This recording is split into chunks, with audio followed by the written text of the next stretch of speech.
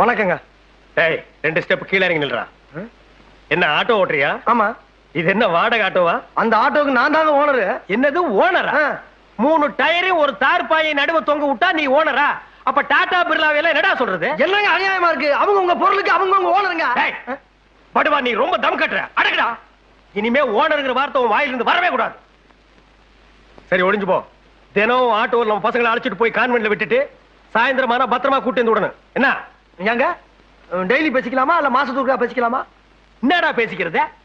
துட்டுங்க. பணம் இல்லாம ஓட்டு வாங்க. பணமா? இந்த அஞ்சாசிங்க மருகுபாண்டி கிட்ட பணம் கேட்ட முதல் ஆள் நீதான்டா. நான் நினைச்சேன்னா இந்த ஏரியாவிலேயே நீ ஆட்டோ ஓட்ட முடியாது. ஆமா, லைசென்ஸ் வச்சிருக்கியா? ஆர்சி புக் இருக்கா? என்ன அதெல்லாம்?